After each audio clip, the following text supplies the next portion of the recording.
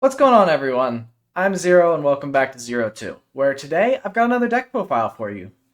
I thought long and hard about what I wanted to do for my first deck profile of 2025, and I thought about a bunch of different deck options I could do. I could do meta, I could do rogue, but I decided to do some sort of mix and go with something that is a deck that has been near and dear to my heart.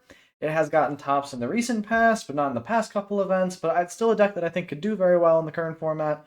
And at the same time, it's a deck that I've been playing for years at this point, and I've really come to grow to love. So, without further ado, let's jump into this Salamangreat deck profile. Starting out with the Salamangreat core of monsters, we're playing 3 copies of Salamangreat Gazelle.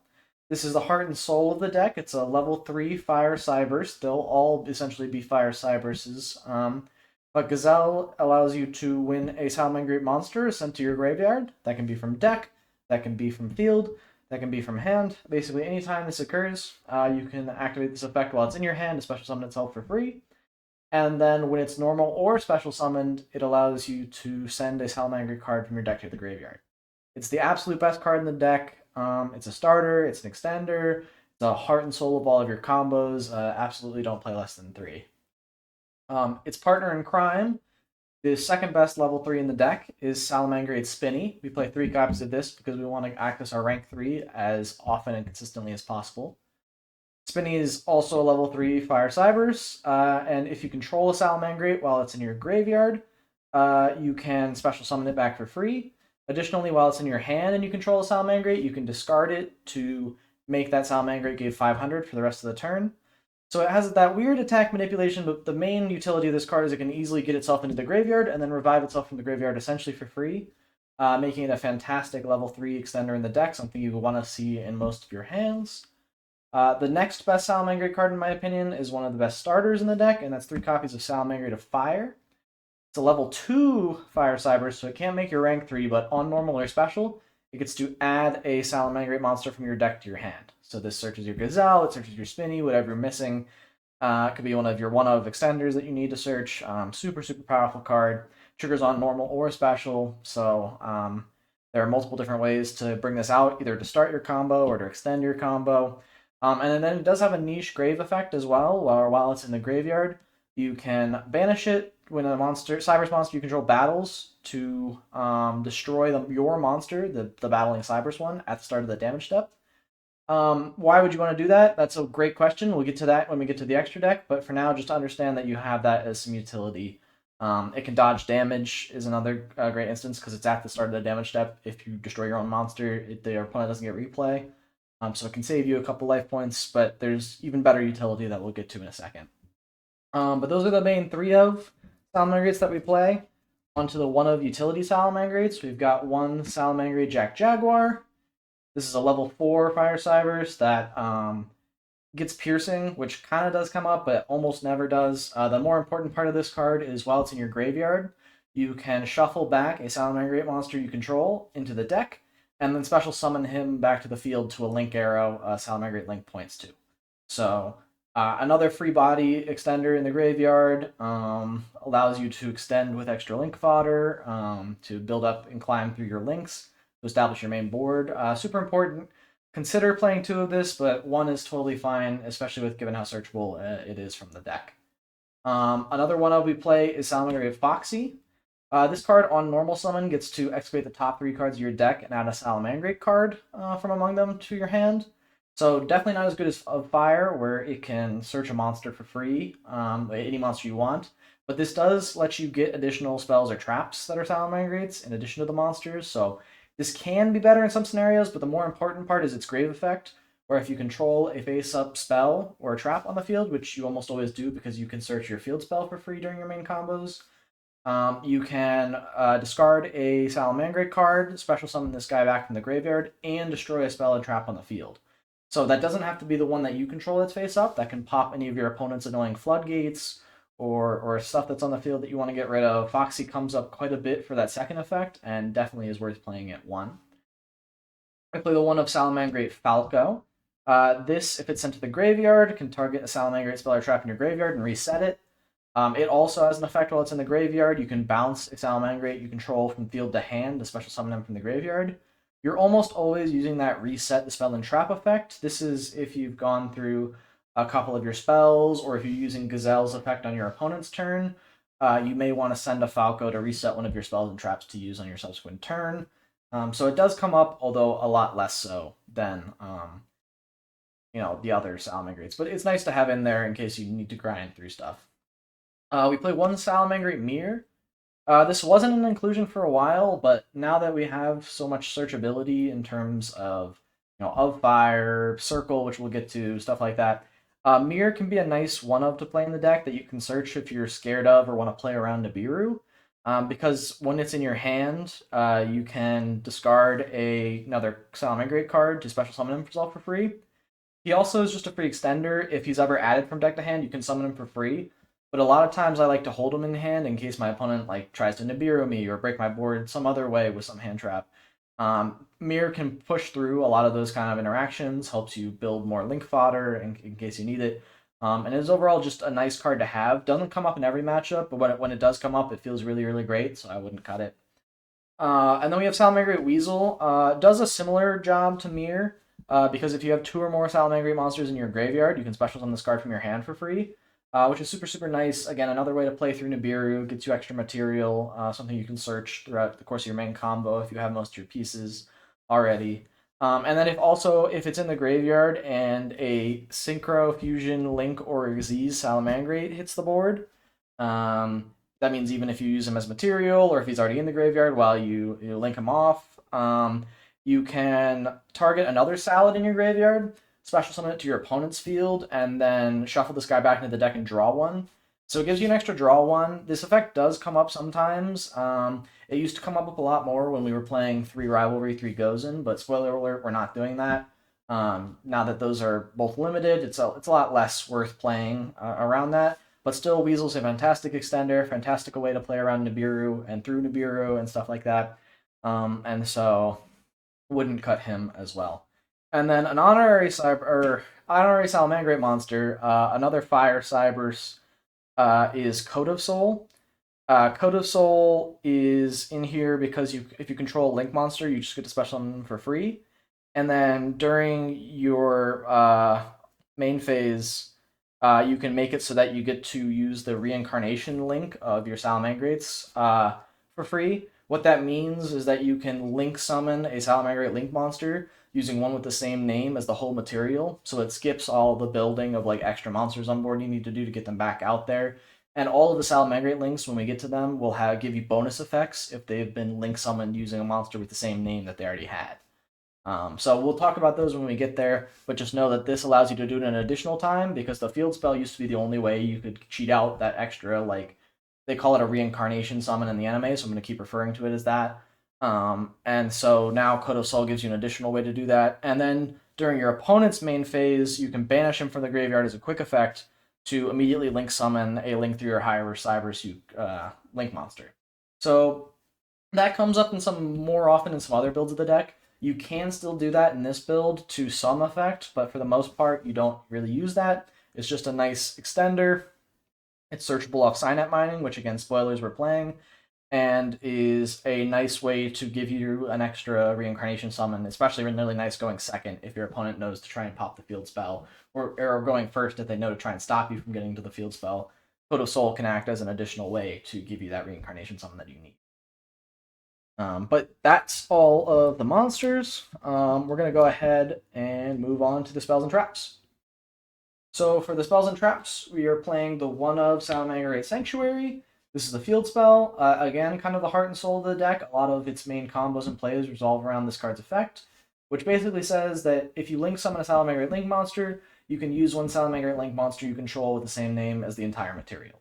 So again, that's the same thing that Code of Soul just told us about, but it's in the field spell format. It's highly searchable with our Link one, so we only play one of it, but you'll always see this during your main combos unless that Link one gets stopped, which is, in all honesty, if you're watching this to see how to play around Salamangreat, a great choke point is the Link one, because you'd be surprised at how hard it is to combo when you don't have the field spell.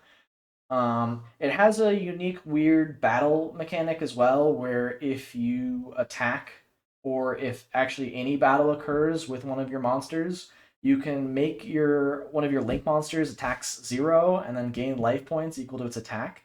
So that can come up for niche time scenarios. It can also stop them from crashing in 0 attack monsters if that's something they're trying to do, because you can make yours 0 and then they can't crash. But for the most part, it's pretty irrelevant. The best part is the reincarnation link effect, and that it's a continuous spell that stays up on the field for Foxy. On to the much better Salamangreat spell. We've got 3 copies of Salamangreat Circle. It's a quick play spell that allows you to either add a Salamangreat from deck to hand, so that's the effect you're using probably 90% of the time. A super strong additional piece of consistency that the deck has access to. And then the second effect you can choose to do is if you control a Salamangreat Link monster that was Link summoned using one with the same name, so if it's been reincarnation summoned, you can target it and now it's unaffected by monster effects for the rest of this turn. Surprisingly, that does come up because there's a number of scenarios, especially if you're leading with Circle as part of your combo. You can set it again during the course of your main combo, and then with that Circle on your opponent's turn, make your Link monster unaffected if they try and out it. So that part does come up, but 90% of the time you're just using it for the extra search. I mean, you can't really be mad at a Rhoda for your entire archetype. It's pretty nuts. And it's a quick play, so you can activate it during the draw or standby phase to play around Droll, which is also really nice, and something that you should be thinking about, especially in games 2 and 3, because Droll can shut this deck down because it does search a decent number of times. Another consistency piece that we're playing, and we're going to talk about right now before we get into the rest of the Salamangreat stuff, is 3 copies of Signet Mining. Signet Mining is send 1 card from your hand to the graveyard, add a level 4 or lower Cybers from deck to your hand. Our entire main deck is level 4 or lower Cybers monsters, so outside of like the hand traps and stuff we're playing. But this just searches your entire deck. It can search you a starter, it can search you an extender. It's fantastic bait for Ash too. A lot of people try and Ash it, and it does hurt to get Ashed on this because you are discarding a card. But a lot of the times you can like send a Salamangreat from your hand to the graveyard as cost for this, and then even if they Ash it, if you already have the Gazelle in hand, you can trigger the Gazelle and start your combo without even using your normal summon, which is absolutely crazy. I should mention Gazelle, Circle, and Salamangreat Fire are all 1 card full combo. There are many, many, many 2-card combos, too many for me to go through, but they're all pretty consistent. They all kind of go through the same lines. And when we get to the combo portion of this deck profile, I'm make sure to show off and highlight how these cards interact and how they all can combo together with one another. But on to the next spell card I want to talk about. Again, another honorary Salamangreat card. This is Fire Recovery. And it kind of goes in tandem with the next Salamangreat card we're actually playing that's not an honorary one, it's a real one, is Will of the Salamangreat. These both act as Monster Reborn. Will of the Salamangreat says that during your main phase, you can just special summon back a Salamangreat monster either from your hand or graveyard. So this is nice if you are under Shifter. It can act as an extra extender for you to help you get more link bodies on the board, because a lot of times your grave will be cut off. This is nice if you get Nibiru'd or Interrupted to let you bring back one of your bodies and continue link climbing up to continue your main combo. Just a super strong card. The fact that it's searchable through your main combo is absolutely nuts. It has a secondary effect as well, where if you control a Salamangreat that was link summoned using one of the same name, you can send Will to the graveyard instead of just keeping it on field. Because as a reminder, this can be used every single turn. It's not just when it's activated. It's a continuous spell, so it stays around and can be used every single turn to accrue advantage, which is nuts. But you can send it to the graveyard to summon back Salamangreats from your graveyard equal to the Link rating. So often you'll have your Link 4 on board who is reincarnation summoned if he's still around from the first turn, which he definitely can be. You can protect him with all your traps and Circle and hand traps and whatnot. Then Will of the Salamangreat essentially becomes Soul Charge. It'll summon back 4 from the graveyard. You can make a ton of Link plays. You can link up into your access code for an OTK. There's so much you can do off of the Will of the Salamangreat. Absolute definite inclusion. Now, Fire Recovery is also a Monster Reborn, but it's more generic. It's for fire monsters. And all you have to do is target a fire monster in your graveyard, send a card from your hand to the graveyard, and then summon back that fire monster. So that's nice on its own. It helps you play again through Nibiru. You might notice I'm talking about playing through Nibiru a lot. Nibiru is this deck's nemesis. Nibiru can absolutely kill this deck's M boards if you're not playing around it or keeping enough extenders in to play through it. So respecting Nibiru, especially in a format where people are playing it a lot due to Malice, is an absolute must. And so I'm playing a lot of cards in this deck that are more so extenders that can play through Nibiru and Interruption. Because while this deck can play through 1 or 2 hand traps, it can struggle at the 2 to 3 mark. And so having the extra extenders can help you push that one step further over the line you need to play through your opponent's hand traps and still set up your board effectively. But in addition to that Monster Reborn effect, because otherwise we'd probably just be playing Monster Reborn, right? There's a nice secondary effect on Fire Recovery, which lets you banish it from your graveyard, then target up to 3 of your banished or in graveyard fire monsters, shuffle them back into the deck, and draw one. So this is a fantastic way to get back cards that your opponents tried to like DD Crow or banish with Shifter or any of the Malice monsters. A lot of times that'll be a way they'll try to interrupt you is by getting your stuff out of the graveyard, which is a great thing to do against Salamangreat. You may notice we have a ton of graveyard relevant effects. That's not going to stop when we continue through talking about the deck or the extra deck. But Fire Recovery allows you to get back all of those materials either back into your deck or your extra deck, recycle through your plays, and continue your grind game even further, and it gives you an extra draw. So it's kind of nuts. It feels like custom support for Salad in a way almost, even though it was got like volcanics on the art. It was definitely designed with volcanics in mind, but this card feels right at home in Salamangreat and feels really good. Also, it's not once per turn. The only part of the once per turn is the shuffle back and draw one effect, but you can use the Monster Reborn effect on Fire Recovery as many times, so drawing multiples isn't even that bad. But that is the main spells that we're on. On to the Salamangreat Trap that we're playing. We're on 1 Roar and 1 Rage. That's it. Those are all the traps that we're playing in terms of the Salamangreat ones, but they're highly searchable. Again, all of our Salamangreat names essentially are searchable, mostly through the extra deck, in combination sometimes with our main deck. But Roar is a counter trap that says when a spell or trap card or monster effect is activated while you control a Salamangreat link, negate the activation and destroy it. So an Omni negate. And if it's in your graveyard and you link summon a Salamangreat link with the same name, again, do the reincarnation summon, you can reset it to your field for free. So it's not only an Omni negate, but it resets itself to the field every time you go through your main combos. It does banish itself when it leaves the field when you set it by its own effect, but there are a number of times where you can just get it back without having to use that extra effect, and so having the free set again on this thing can absolutely blow out your opponent in terms of advantage in the grind game. And then Salamangreat Rage is the other trap you go for, and this card says that you can either send 1 Salamangreat monster from your hand or face a field to the graveyard, target a card on the field, destroy it. That does come up in scenarios where you're in a bad spot, but the more important second effect of Rage is that you can target 1 Salamangreat Link monster that control that was Link summoned using the same name, Reincarnation Summoned, and then destroy cards your opponent controls up to that monster's Link rating. So that's non-targeting destruction, and frequently you're ending on a Link 4 that was reincarnated. So that is a non-targeting pop 4 off of 1 card. An absolutely bonkers card, completely blows out back row decks like Labyrinth and Paleo and other stuff like that. It completely destroys certain combo decks at their choke points if they got a bunch of monsters on field that they've just spammed out. If you just wipe that board and put them on nothing, a lot of times they'll be forced to pass.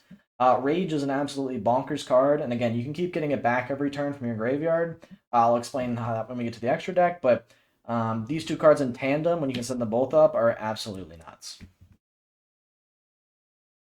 Moving on, that was all of the main deck engines. So now we're just on to the hand traps and tech cards. So that's 1 Call by the Grave.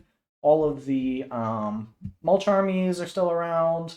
Buelos being particularly deadly against this deck. But Perulia still hurts too, to be honest. And just like hand traps in general are pretty annoying, so having Call by the Grave to deal with those is very nice. Then we're on 3 copies of Ash Blossom. Again, 1 because it's really good into, any deck that's playing right now, but it's also good at countering the Mulch Armies, which is nice. We're playing 3 copies of Nibiru ourselves. It's really good into Malice, and is a nice card to have going second in general, especially when paired with our 3rd hand trap of choice, Infinite Impermanence, which is just a generically good hand trap that negates monster effects, doesn't trigger talents or thrusts. I don't think I need to explain why Impermanence is good. But that is the main deck.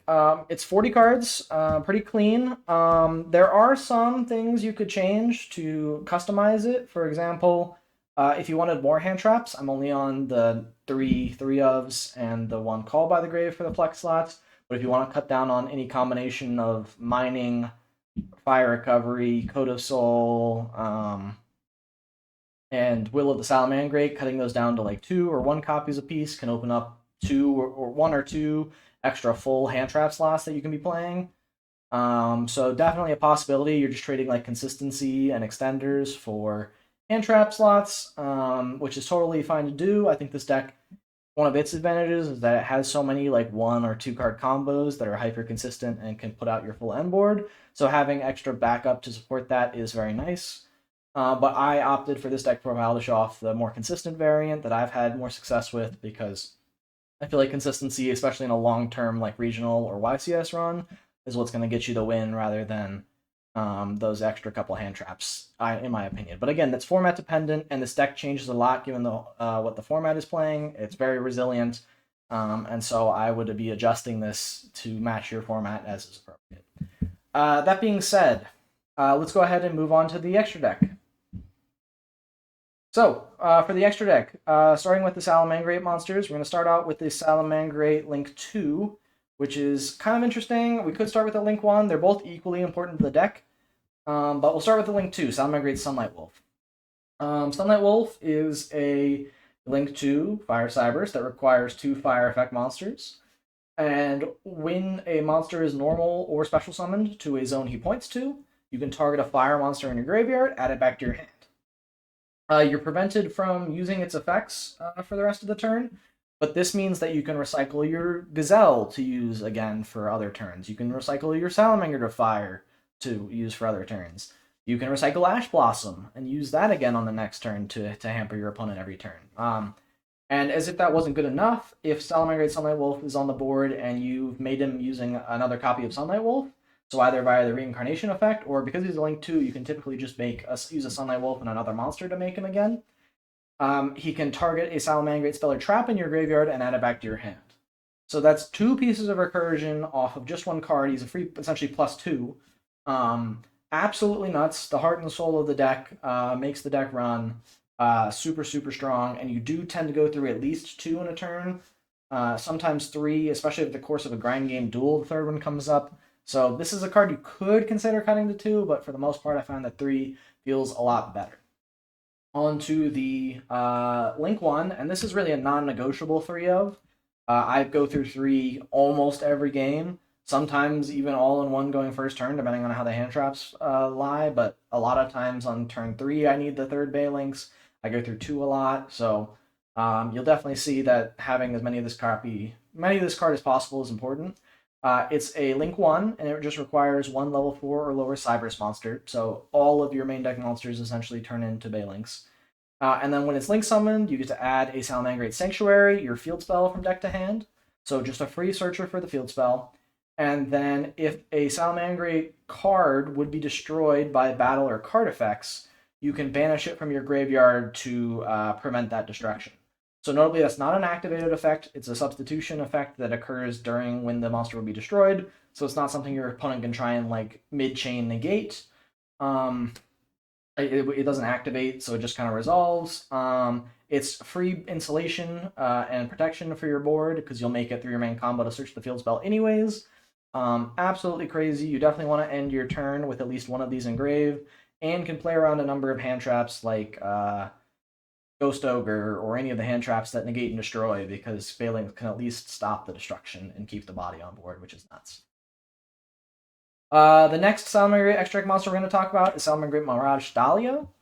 You only play 1 of it, but it is extremely important, and a lot of times you'll need to recycle it with something like a Jack Jaguar in order to do your main combos again.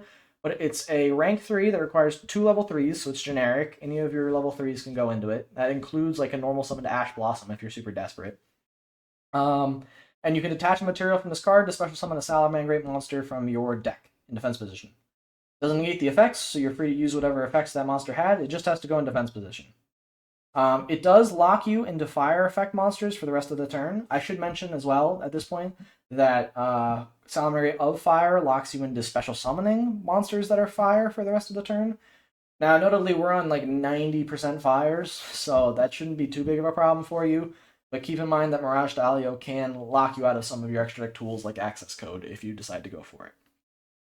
In any case, Additionally, if you link off this Exceed Summon card for the Exceed Summon of a Salamangreat Link monster, you can target a monster on the field and bounce it. So absolutely crazy. It's summons from deck, which is nuts.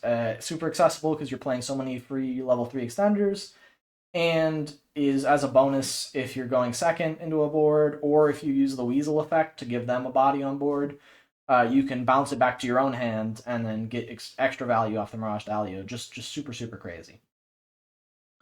Moving on to the higher Salamangreat links, we are playing 2 copies of Heatleo. This is mildly controversial. Some lists are cutting Heatleo. I think Heatleo is too important to cut. It just feels too impactful in the grind game against spell and trap focus strategies.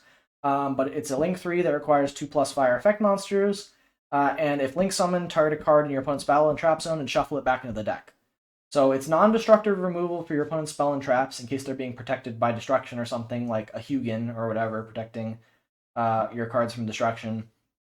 And if it's Link summoned using another Heatleo, you can target one face-up monster in the field and one monster in your graveyard, and the attack of the first target becomes the second attack. So it allows you to get over your opponent's high attack problematic monsters. You can just set them to like the 500 attack that is Baylinks, and then swing over them if you're in an odd scenario. I think the more important part of this card is the spell and trap removal, as you can go summon Heatleo and then immediately reincarnation into another Heatleo to remove 2 problematic spell and traps from your opponent's board, which is super, super nice because that effect is not once per turn. And it feels very impactful in the spell and trap game matchup. But some decks are cutting this for other fire, utility links and whatnot. So that's kind of up to your own discretion. What's a non-negotiable Salamangreat Link monster you need to play it to is Salamangreat Raging Phoenix. It's a Link 4 that requires 2+ fire effects. And then if it's Link summoned using itself as material, you can add any Salamangreat card from deck to hand. So this is another way to search any of your spell and traps that you like. I should note now that the other way you can quote-unquote search your spells and traps is via Sunlight Wolf. If you go ahead and activate your Gazelle and send a spell and trap to the graveyard during your main combo, let's say you already have your extenders in hand, then Sunlight Wolf can subsequently add it back, being a pseudo search for a spell trap. But in either case, Raging Phoenix literally just searches any Salamangreat card, so that can be your Rage or Roar on your turn 1 combo, most likely to bolster your end board. Going second, it can search your Will to Soul Charge if you like. It really does it all. And then if it's in your graveyard and a fire monster you control is destroyed by battle or card effects, you can special summon him back, and then he gains attack equal to that monster's attack. So that's where they were thinking of the Salamangreat of Fires, like Grave Effect. You can banish it from your grave when you battle to destroy your own monster. That can trigger your Raging Phoenix in grave, summon it back as a really huge monster, and go for the OTK.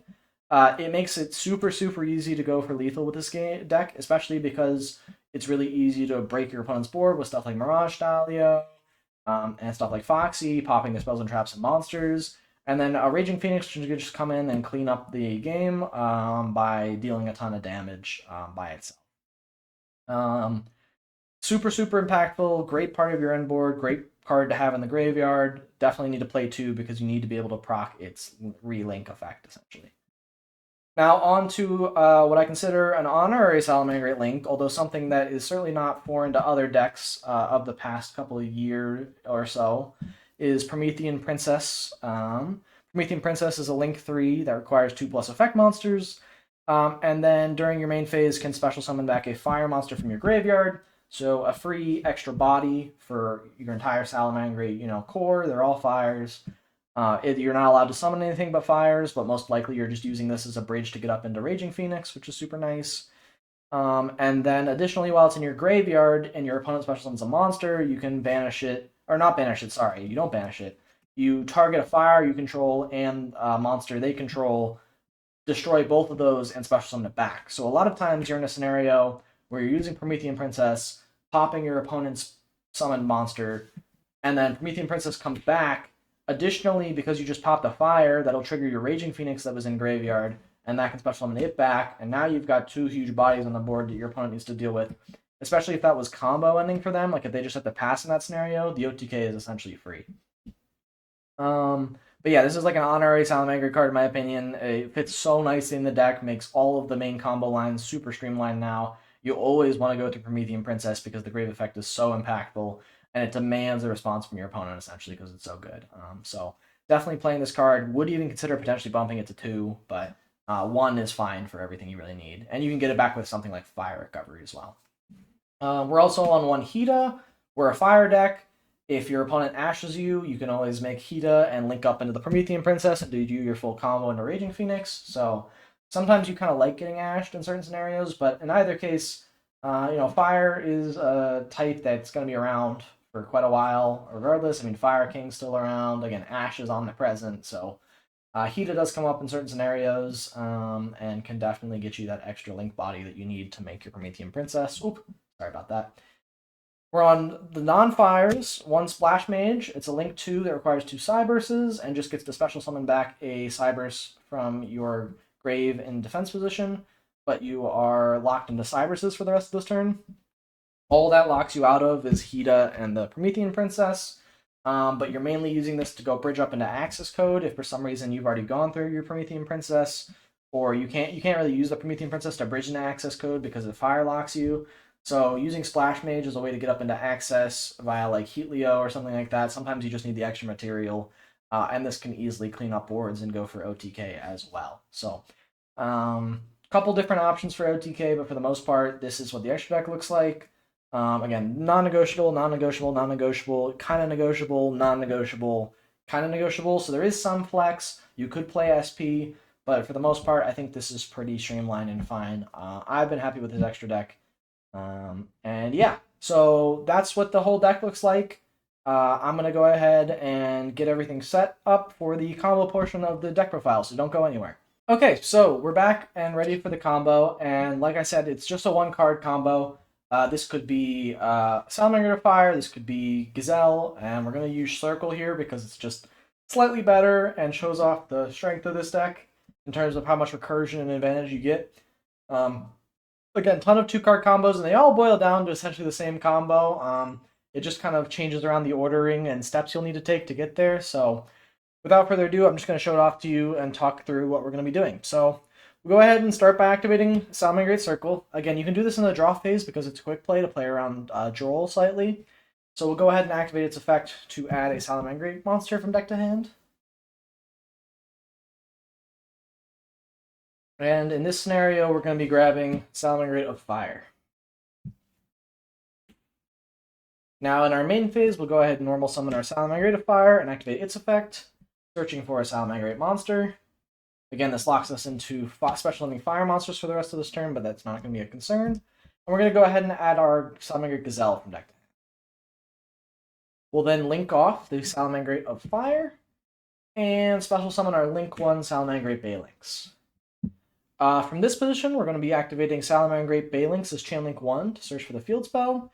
And then because Salamangreat of Fire was sent to our graveyard, we'll be able to activate our Salamangreat Gazelle in hand as Chain Link 2 to special summon itself and chain block our Gazelle, so they can't ash it.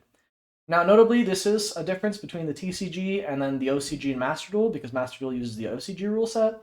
In Master Duel, you might notice that your opponent does have the opportunity to respond to the Baylynx with something like an Ash, because in the OCG, the way that hand triggers work is they only come on the chain after your opponent's had a chance to directly respond to your field triggers.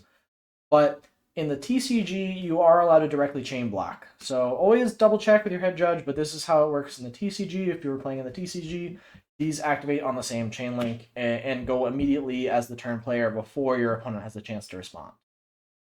So we'll resolve it backwards. We're supposed to summon that Gazelle, and then our Baylynx is going to go ahead and search through our deck and add from deck to hand a copy of Salamangreat Sanctuary, our one and only copy, but that's all we need.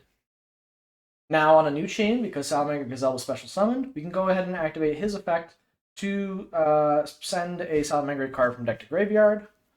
We're going to go ahead and send his partner in crime, Spinny. Now, because we control a Salamangreat and Spinny's in our graveyard, we can go ahead and special summon him. I will note that in this position, if you had already had Spinny in your hand, like let's say you had searched him via the Circle because you already had Gazelle or Of Fire or something like that, Then if you have Spinny already in this position, I would have sent with Gazelle another spell and trap, like one of the traps, to bolster our end board. I'll explain why when we get to that point in the combo, but that is somewhere where the combo can diverge if you have extra extenders. But in this position, we need the Spinny because we're going to need to use him to overlay for our Mirage Stallion. Now, under normal conditions, when your Spinny gets revived, if it leaves the field, it would get banished instead. The only way we could get it back is with fire recovery, but because we're using it as Xyz material, it actually does get to eventually go to the graveyard because it doesn't technically count as leaving the field. But just keep that in mind if you're using the Spinny to summon back effect. If you end up using it as link fodder, then it will get banished. But in either case, we're going to go ahead and detach our Gazelle from our Mirage Stallion, and then activate our Mirage to activate our Mirage Stallion's effect to special summon a Salamangreat from our deck. And that's going to be our Salamangreat Jack Jaguar. Now, we're going to go ahead and activate, or link our Jack Jaguar. Hold on, I'm skipping steps here. We're going to link our Jack Jaguar into another copy of our Salamangreat Baylinks. Feels a bit weird, but you'll see why in a second, because we're going to go ahead and link these two Baylinks off into our copy of Salamangreat Sunlight Wolf. And then we needed the extra copy of Baylinks in our graveyard because we're going to use Jack Jaguar's effect in graveyard, shuffling back one of our Baylinkses in graveyard to summon himself back to the field. We want to keep the Baylinks in graveyard because it's the destruction protection in our graveyard, which is really nice to have even during your own turn while you're comboing to make sure that you're protected from something like a Ghost Ogre. But yeah, Baylinks is not a once per turn to summon. It's just the protection is a once per turn and the search for the field spell is a once per turn. So definitely make use of summoning as many Baylinks as you need to maintain at least one in the graveyard at all times. But when our Salamangreat Jack Jaguar was summoned back to the zone our Sunlight Wolf pointed to, we can activate our Sunlight Wolf's effect to go ahead and target our Gazelle in our graveyard. You could add back Upfire, but I actually think Gazelle is a stronger utility card. And we'll go ahead and add Gazelle back to our hand for use on future turns. Then we'll go ahead and link our Jack Jaguar and our Sunlight Wolf off for another copy of Sunlight Wolf. We'll go ahead and activate our Sunlight Wolf effect. Because it was link summoned using a Salamangreat Sunlight Wolf as material, we can add our Salamangreat Circle back to our hand for future use. That is the point in the combo where you'd add back the trap that you sent off of the Gazelle if you already had the Spinny in rotation. From this position, we'll go ahead and link our Mirage Stallion and our Sunlight Wolf off. And we'll go ahead and make Promethean Princess. We'll then activate our Promethean Princess to revive a fire monster, and that's going to be our Salamangreat Sunlight Wolf. We'll then link Sunlight Wolf and Promethean Princess off, and we'll go ahead and make our copy of Salamangreat Raging Phoenix. We'll then go ahead and activate our Sanctuary, and use Sanctuary's effect to link off our existing Raging Phoenix as the full material for our new Raging Phoenix. And then that's going to trigger our Raging Phoenix to search from our deck to our hand a Salamangreat card. In this position, I would go for either one of the two Salamangreat traps. However, because I think that it against an empty board, and if I don't know what my opponent's playing, I think that the pop 4 is more impactful. Now, that's a judgment call. You can decide for yourself if you feel like in your games you like the Omni Negate more. I personally think the Rage is a bit more versatile, especially because if they have some way to remove our Raging Phoenix, we at the very least have the backup effect of Rage where we can discard our Gazelle as the extra material to at least have one pop with the Rage. But in any case, this is our full end board, and it seems a bit wacky. I mean, we will set the Circle and the Rage, and I'll keep them face up to talk about them. But it's just one monster. How is this that crazy? Well, for starters, it was one off of one card, right? So we have 4 other cards in hand. Those could be hand traps. Those could have been extra extenders to allow us to get the second trap for free, etc., etc. But regardless, this is still a lot because we have a pop for 4, and again, that's a non-targeting pop for 4. We have either a search on our opponent's turn, or we can make our Raging Phoenix unaffected by monster effects. We have our Promethean Princess engrave, who can, when our opponent special summons a monster, summon itself back and pop our Raging Phoenix and our opponent's monster. That would then trigger both our Raging Phoenix in graveyard to summon itself back and our Gazelle in hand. That could both summon themselves, and then our Gazelle could dump something additional, like let's say a Salamangreat Falco, who could then reset either Rage or Circle for use on our next turn. So overall, a ton of advantage and a ton of interaction that's pretty layered that we've generated over the course of our turn. And it's all off of one card.